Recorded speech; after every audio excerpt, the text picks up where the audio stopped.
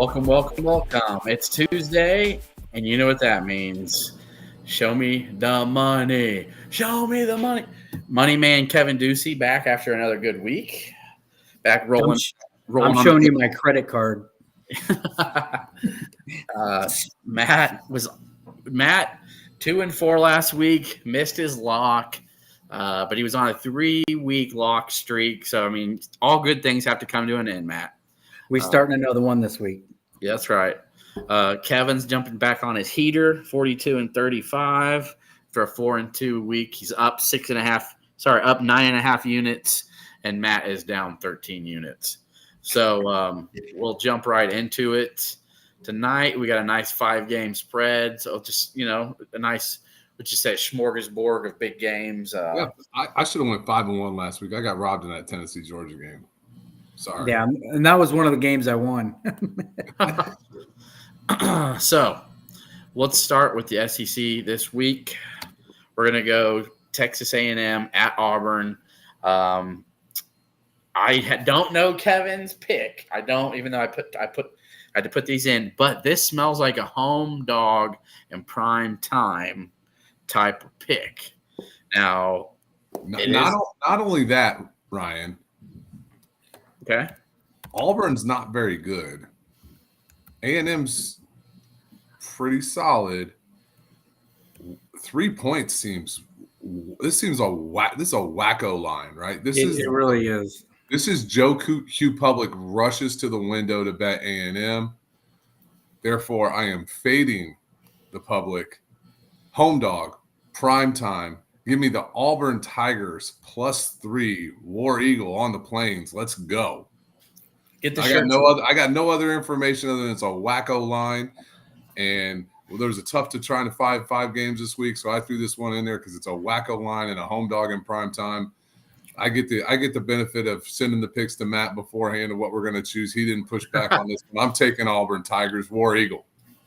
Maybe, Matt, that's what how about this? Maybe next week we let you pick the games. I send them to Matt every week, so let's be clear here. We can, but obviously it's not cheating. He has to agree to them. But Matt, you can make suggestions. Pick some oddball action games on Wednesday night games. Mm-hmm. Yeah, you're right.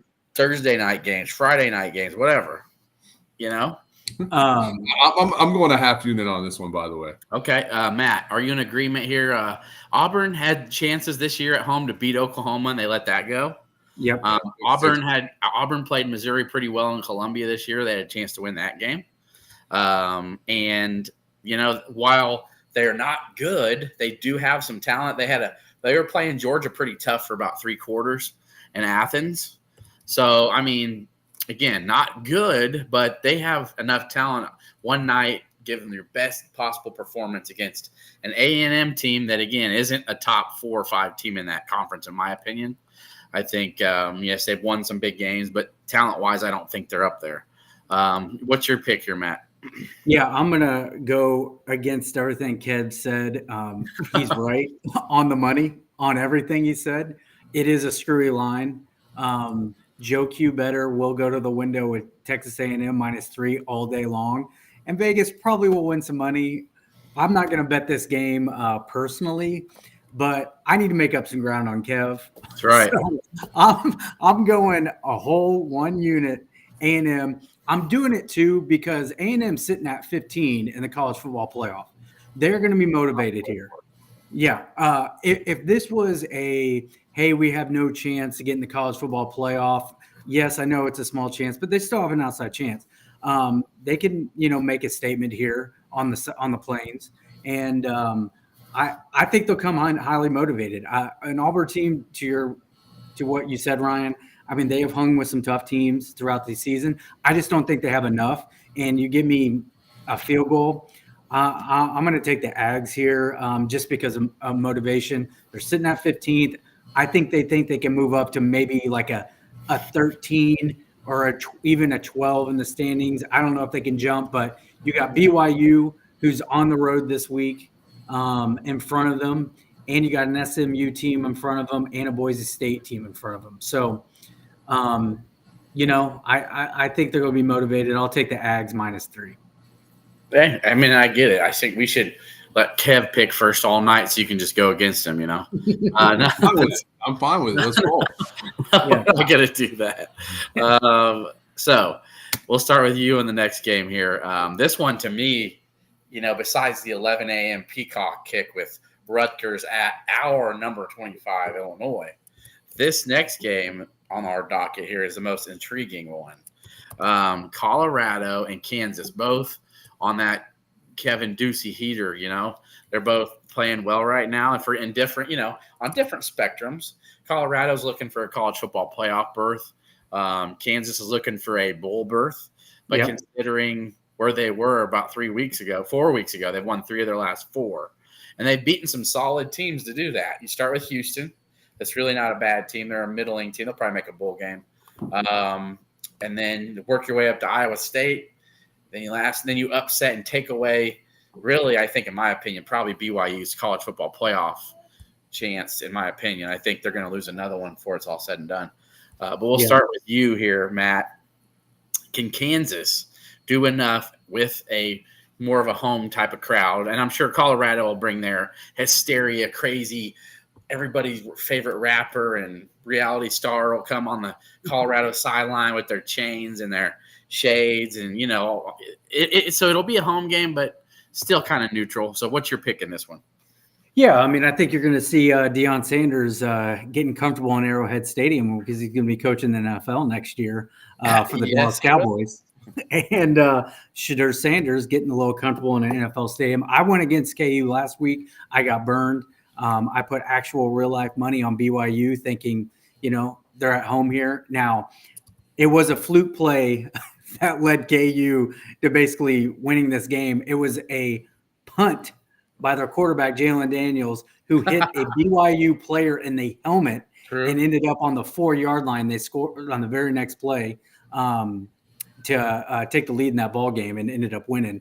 Couldn't happen to a better team, though. They had all the luck in the world. They have. You're right. They had to have been the luckiest team in college football. Them or and Kansas had arguably been most unlucky, right? Yeah, I'll agree with both of those statements. Yeah, I'm gonna fade KU again here. Again, both teams coming in hot. I really like what KU has done. They hung tough. They showed me something last week, but I don't know, a power of prime, whatever it is. I just think they've got better overall athletes on the Buff sideline, and they're on that choo-choo train to the college football playoff right now. So. And a chance to play in the Big 12 title game. So I'm going to take the Buffs here -2.5.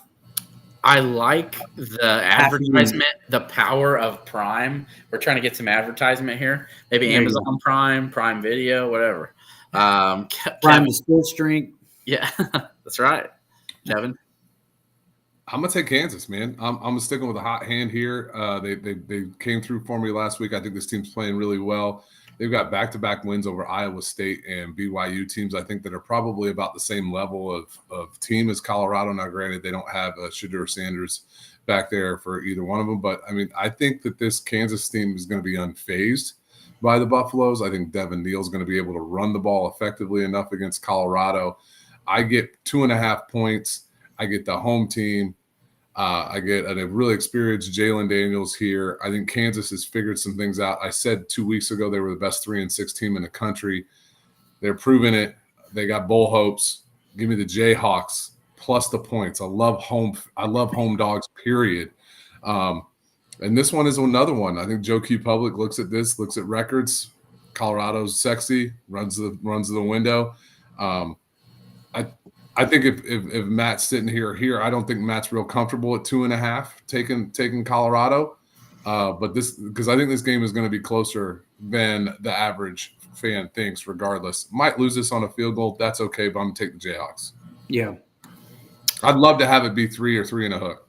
I might be turning into Joe Q Public, by the way, after these last 2 picks. Let's stick in the wild west of the Big 12. It seems like every year it's no matter what teams you put in there, it's like the gunslinger, the OK Corral, whatever you want to say. It doesn't matter who you are; they're bringing them in. Now all of a sudden, Arizona State's just pistol. They're like, here we are, Pac-12, put us in the Big 12, and we're going to play the same way all the teams from last year of the Big 12 played. So Arizona State, probably the surprise of the league. Would you guys agree? Yeah, absolutely. So Arizona State, I like what Coach Dillingham is doing there. He's young, he's energetic, and he's got those people believing down there in Tempe. You got an NFL stadium. While it is old, it's still an NFL stadium, and they're filling it up. He's got good players. I love their running back Scattaboo, who played at Sacramento State. How the hell nobody else wanted him is amazing to me, but I like watching him play. I've stayed up and watched a lot of late night Arizona State games when they're on. But then we've got BYU here, who, of course, coming off a heartbreaking loss at home, from Kansas, but still with college football playoff hopes. Arizona State has slim. They've got to win the league, no matter what. I guess BYU probably couldn't lose another one either, but with one loss, you probably have a lot more hope than Arizona State. We'll start with you, Kev. The game's in Tempe. Arizona State's got momentum. BYU does not. I'm going with the Sun Devils here. I think, like I said earlier, I think BYU has been a little bit of fool's gold.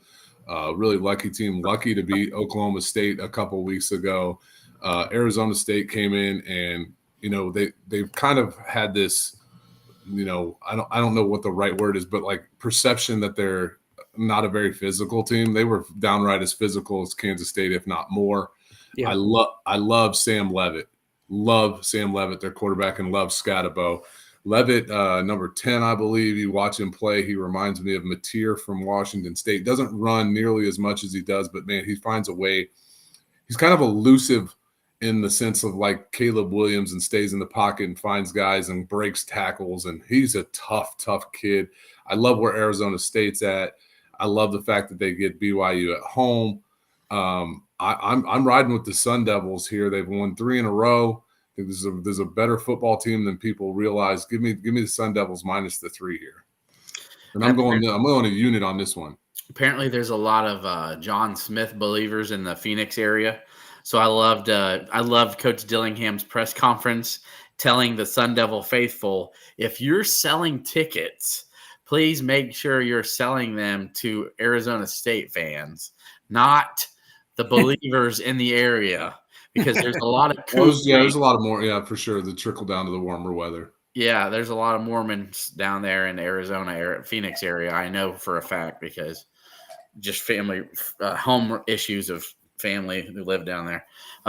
So he was basically saying, make sure they have a Sun Devil hat, a jersey, something. And don't get me wrong, if I wanted to trick somebody, I'd go get a hat and just be like, oh yeah, look, I'm an Arizona State fan. But you, Matt, what do you got picking here? Man, I loved everything of Kev's analysis there. I'm with Kev on this. I'm taking Sun Devils, hot team. BYU, they've had some hiccups on the road. They just don't look like the same team. And coming off of last week's loss, I think they're a little down. I think they know that was their chance to be in the college football playoff. I don't see them making it. I know right now they're last team in or number 12 or whatever. But I think this upstart Sun Devils team plays really tough and really hard. I watched the entire K-State, Arizona State game, and to Kev's point, I mean, they absolutely just imposed their will at K-State to the point to where I think it was 21-0 at one point, and K-State fans are not, over the last 10, 15 years, are not used to seeing that. They were bewildered of what was happening, and Dillingham's been unbelievable. They showed a graphic.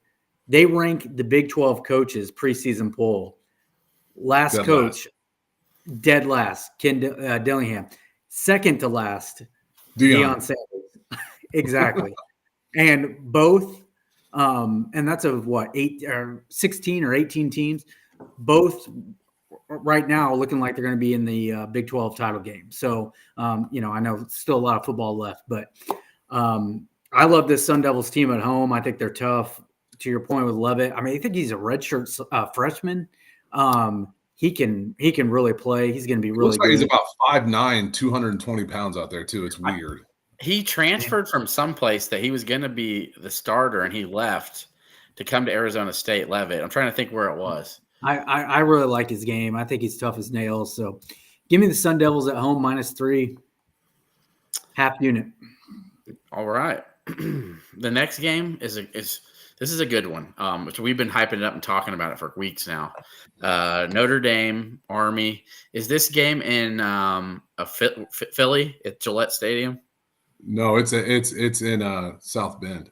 South Bend. Oh, this game's in South Bend. Yeah.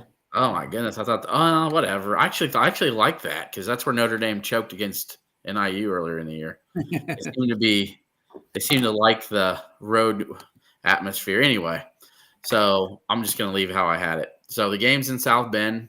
And for anybody who has not watched Army this year, they are going to get to see a really good team, a ball club that this is like, if you thought there's some like badass dudes out there and you're in the Army who probably would be good at football and you're like, what would that look like? Well, that's this year's Army team. They have a quarterback who I think would start on a bunch of teams. Probably he'd be the starting quarterback on majority of not maybe your top 10 teams, but probably as you're getting into top 25-ish teams. Bryson Daly, hell of a player. I think he's fully healthy now. And they've got some good weapons that they utilize on offense. He can throw the ball at times, but I think Taysom Hill's a good comparison. 14.5 in South Bend. If we'll start with you, Kev. I believe it's Kev, right? Yeah. Yeah. This is a heart pick. This is a heart pick only. Okay. One of the things that you look for is sometimes on a short week playing in not a short week, but when you don't like teams who have bye weeks before they play Army and Navy seem to really ramp things up. Army already played. I mean, Notre Dame already played Navy and smacked them around pretty good. Every ounce of logic tells me to take Army -14.5 here. But hey, this is my show. I get to do what I want. I'm gonna take Army. I'm gonna take Army plus the points here, half unit. So there's no logic, right? Just heart pick. Well, the one aspect, and thanks Sean Garner chimed in. It is not in South Bend. Notre Dame is the home team, but it is in Yankee Stadium here. Army's coming off a bye week, get a little rested. I think they can run the ball well enough. And I do believe that Army's defense is better than Navy's. Navy's defense is getting exposed a little bit lately. Army's defense played really well against a good offense in North Texas. Now North Texas, as Matt knows, is leaking a little bit of oil here, bit him in the ass last week. So I'm gonna take Army here. Like I said, there's not a ton of logic behind it. Yeah. I was gonna say I knew I had talked about it and it wasn't in South Bend, but dude, I'm not gonna question you. It's fade the Deuce, right?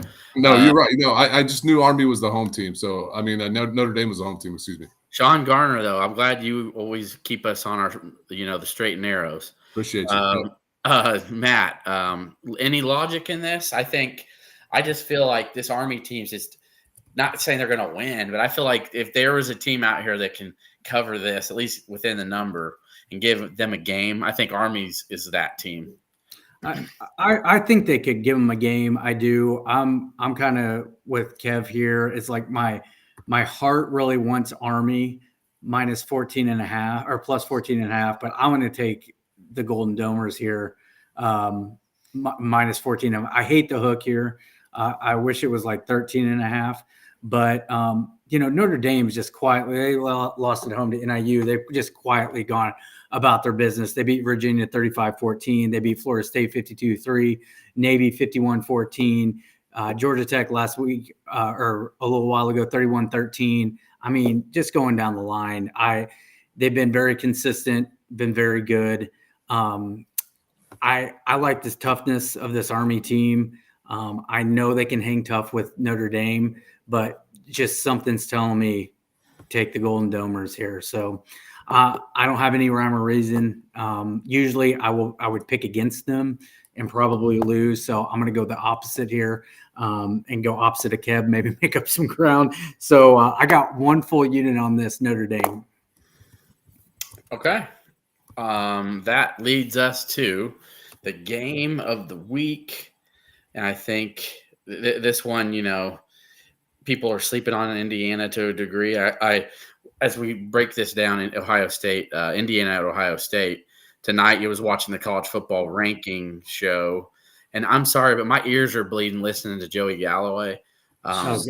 I don't understand how he still has a job working there at ESPN. Maybe it's a quota of former players, but Cut his mic. So his logic, as we break into this, is that IU hasn't played anybody in that since they played Michigan one game within a score against Michigan, that they really haven't dominated everybody, and they really should have since they haven't played anybody. So I'm just thinking, hold on a second. So I guess that since Indiana hasn't beaten or played a top 25 team or a team that's bowl eligible, that means that you can't have one close game. Otherwise, you're kind of a fraud. That was Joey Galloway's actual what came out of his mouth tonight. So, yeah. And I don't really agree with Boogie McFarland, but he couldn't believe what Joey was saying. So we're going to go. And didn't he say something about like maybe don't even start O'Rourke, sit him? So yeah, he said something about looks better. I mean, I don't get it. I mean, Joey Galloway said it'll look better if they don't start Rourke, so they can use that with the as an excuse. As an excuse to be in like we didn't have our best player. Basically, if IU can hang with, to me, if IU doesn't get beat by 30 plus, in my opinion, that it shouldn't be held against them. I think even if they lost by 21 or something at Ohio State, yeah. That shouldn't be held against them. If they finish 11-1, I don't care what anybody on that show says. They're going to make the college football playoff. So OSU's 13-point favorite. The game's in Columbus. Matt, we'll start with you. Yeah, I'm picking the Hoosiers plus 13 here, just on the principle that nobody is giving them a chance. They're catching a bunch of hate. I know they don't have any ranked wins. I know their best win is like 5-6 Washington or 6-5, whatever the record is. I get all that, but I know Cignetti can coach. I know he's got players. I know he trusts the system. I don't care. I don't care where this game's at. I don't care if it's against the Buckeyes, whoever. 13 to me, I think he will have his team ready to play and ready to compete. I mean, it's the biggest game of the year, and I think he'll have them ready to make a statement and shut everybody up. So I'm taking the Hoosiers here plus 13 for half unit. You remember 4 years ago, the COVID year? I know it was Tom Allen and all those guys, but Michael Penix. Yeah, the Penix team, Indiana went into Ohio State and about clipped them. Yeah, they lost by like 3, I think, that year, 38-35 or something. But I know it's different, but it's still very similar in some aspects as well. You're up, Kev. Well, here's the thing. I think Ohio State has been thumping the teams they should thump, right? But they're not putting up these offensive explosions, right? They had 38 against Michigan State, 31 against Northwestern. So their offense to me is leaving a little bit to be desired. They didn't score a whole lot. I don't forgot to score the Penn State game. I think Indiana's going to score enough to keep this within the number. I think this is the second best offense that Ohio State's played all year. I put Indiana's offense above Penn State's. I think that Indiana's defense is probably in the top 3 or 4 of the teams Ohio State's played this year. So I think they're going to keep Ohio State around that 30 number. And with that being said, they only got to score, 18 points to cover this line. If it's 31, so I'm looking at this game and I also get a great opportunity of a backdoor cover, 31-14. Indiana's not going to stop fighting. No. If it's 31-14 with 3 minutes to go, they're going to do everything they can to get to score and make that a little bit tighter. because of their college football playoffs and because of the vitriol that they've heard this week. I love this game. I'm taking Indiana plus the points for a full unit here. I think the Hoosiers stay within the number. I don't think they win, but I think they make Ohio State a little bit uncomfortable in this one. And I think that, I think you're going to see some good contingent from Bloomington over there. That's a short trip. It's not too far from Bloomington to Columbus, just a couple hours. I think they've probably, as soon as they realized they had a decent team, fans probably started scooping up tickets as soon as they could. Now, granted, you're never going to get much of a visiting contingent in the big house with the second-ranked Buckeyes, but I like Indiana to keep this within the number. I like. So we're going to get to our lock portion of the show. We're going to start with you. We're going to start with you, Matt. Let's get you back on the right track here. I think, you were rolling, but start time for a new streak, and I got faith in you. So we'll start with you tonight for our locks. Okay, sounds great. I'm going to the last game of the night.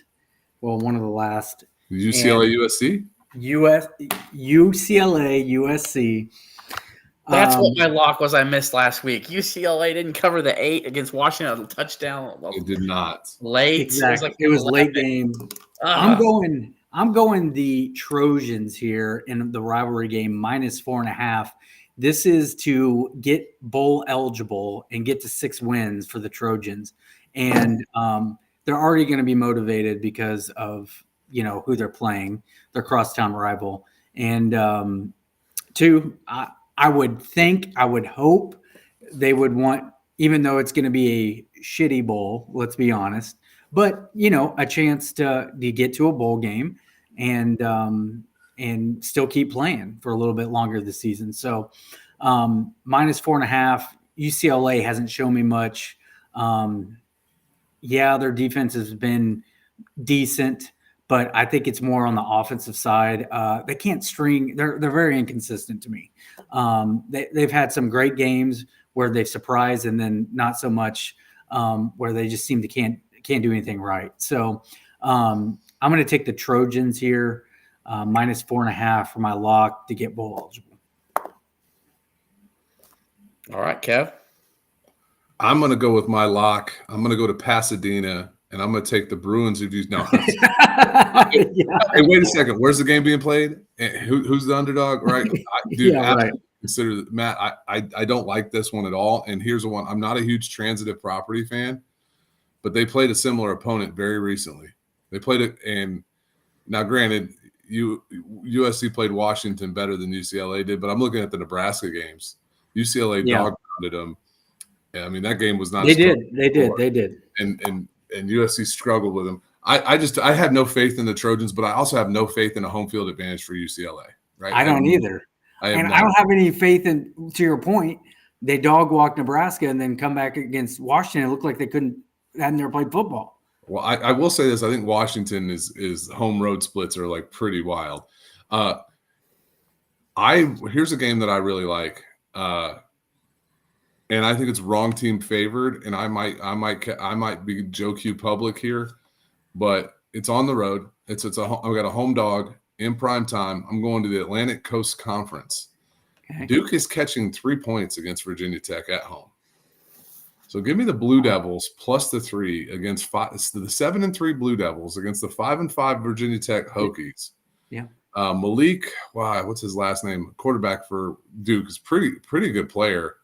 I like the Blue Devils here, not only to cover, but I think Duke wins. But that's my lock of the week: Duke plus 3 at home against Virginia Tech. I like that. Duke has been playing very good football. I don't get the line, and maybe I'm being a dummy here and going against my earlier advice. So Malik Murphy, yes, Malik Murphy, 2 A's in Malik. That's right. As 2.5 on our locks there, Western Kentucky Outlaws. Okay. Let's see here. I was trying to do a little sneaky action here. Maybe in a bounce back. It's possible. No, I'm gonna go. I'm I'm going to go TCU at home over Arizona. They're 11.5-point favorite. I think TCU's been able to put up some big points on some people. I don't really Arizona's just been, to me, less than impressive this year. I see the numbers 59.5. I'm picking TCU to win by at least 2 touchdowns. So I know they've got to win the last couple games here. They may even be bowl eligible here, but TCU is like the most quiet 6-4 team in the country.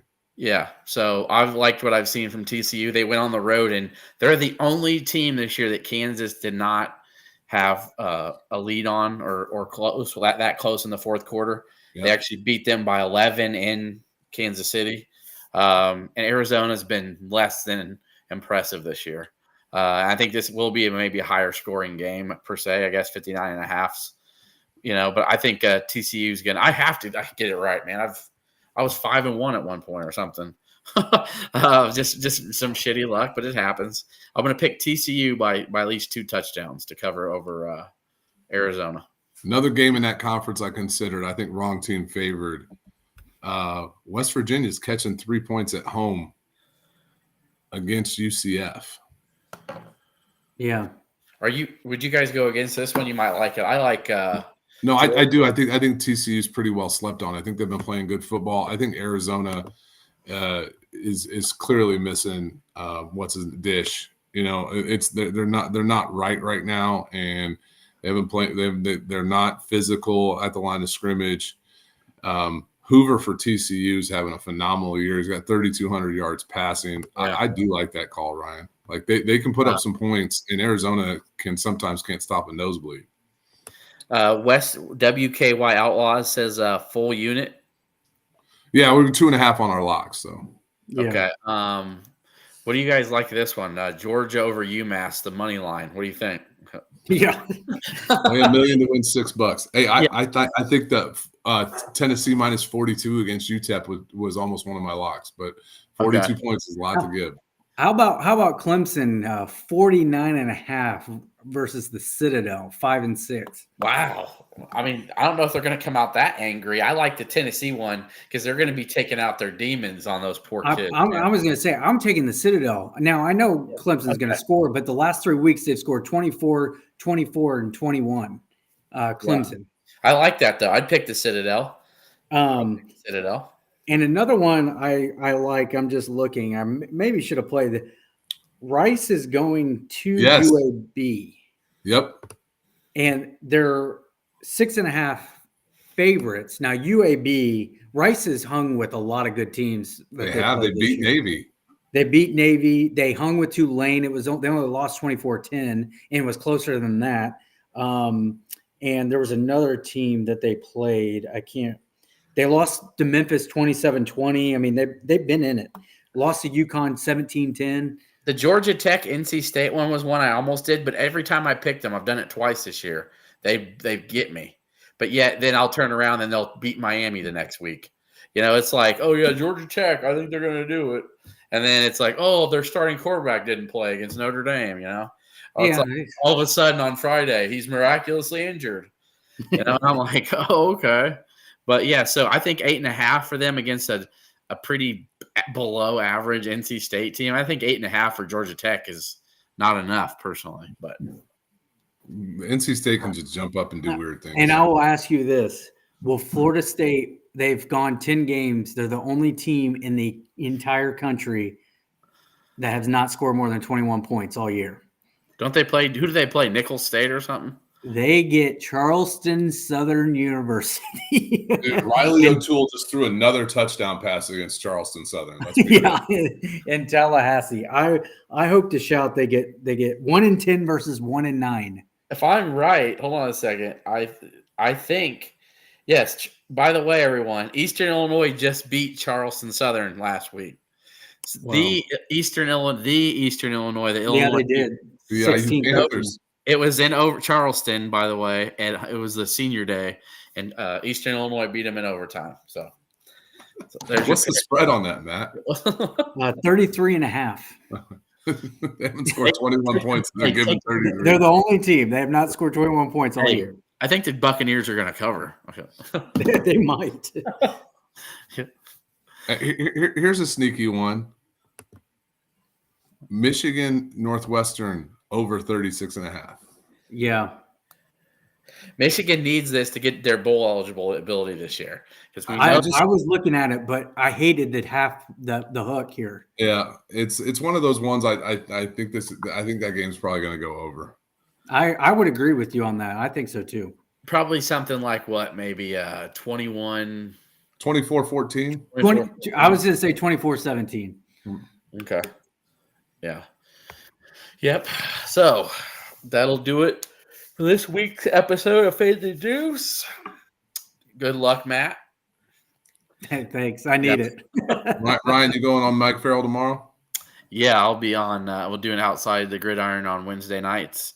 I'll have another article this week talking about some of the matchups. I might mention Illinois, Rutgers.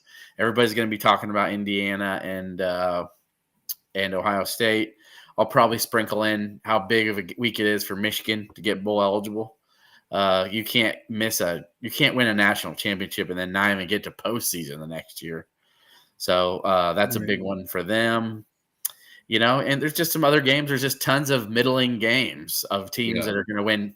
Like, that's why it's so big for Illinois to get that 8th win. We talked about it on Keeping It Orange and Blue last night. If Illinois gets that 8th win, really the chances of them playing in a Florida bowl game go up really high. Yeah. Well, it's almost like a guarantee if they get 8 wins, but we don't know if it'll be the ReliaQuest or the Citrus. Citrus is looking pretty good, but one of the things, just for a little Illinois tidbit, Big Ten yesterday, Yoshi, is that his name? Yoshi, who's jumps on Big Ten today, talked about Illinois, and he said, listen, Illinois is going to be the preseason media darlings next year if they finish well. And I think he's got a really good point. I know that we've talked about it. We should have talked about it on Keeping It Orange and Blue last night. I know a lot of Illinois fans really want to see Illinois host College game day. We can get Ohio State or USC in Champaign for the Big Ten opener. There's a potential that could happen based on how the schedule breaks, because I do think Illinois has 3 pretty winnable games in the non-con. Going to Duke might be challenging, but that's a second year away from Elko. And I'm with Western Kentucky Outlaws.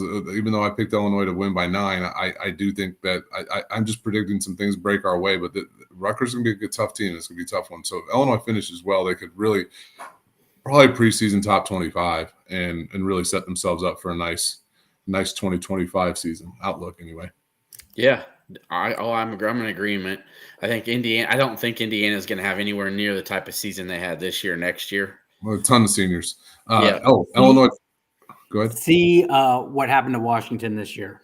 That's the type of season I think Indiana will have next year. Yep. Stability. That's what Bert Bielema has brought Illinois. So there's a difference. Yeah. And I don't think it'll be like Michigan State the year after their great year with Tucker, but that was the model that Tucker built, bring in a bunch of transfers. Matt, what you got to read on Illinois getting 8.5 tomorrow night? I don't. I haven't really looked at it too much, to be honest. But it's 8.5. Mm-hmm. Man, I thought it was 4.5. Maybe it is 4.5. Maybe I looked at the wrong number. Yeah, if it's 4.5, I would take Bama personally, because I think this is it's 4.5. You're right. Yeah, I think this is a young team that is going to get sped up in this type of game and environment on the road. I know it's going to be neutral in Birmingham, but this is a really tough team that just went into Mackey and, took a ton of blows from Purdue and hung right with them until basically the last 3 minutes of the game. So, 4.5. Lost by 18 tonight. Yeah, Purdue got smoked there in the last 10 minutes. Hey, but Northwestern fought off a tough Montana State team tonight. So. They were. It was 52-51 with like 10 minutes to go. Yeah, and Eastern Illinois took them to overtime. So Northwestern.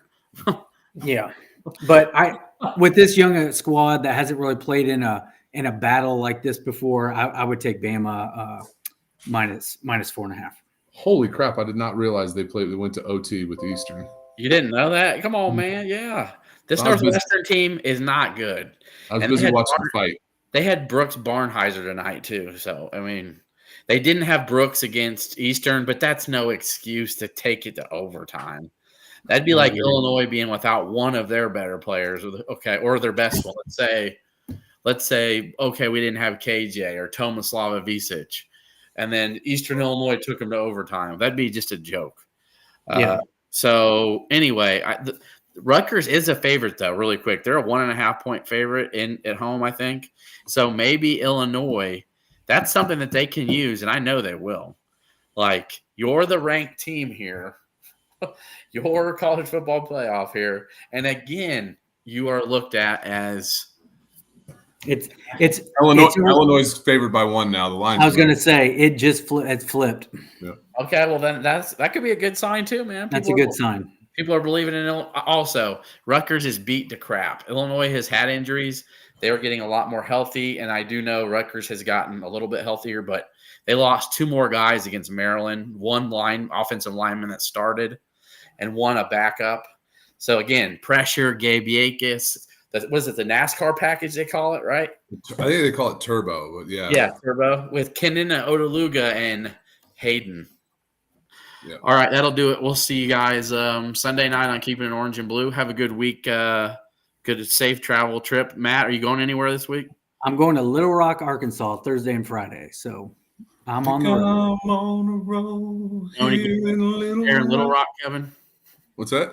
You know any good places to eat in Little Rock? Man, I can find some. I got a funny story. I'll tell you guys offline real quick.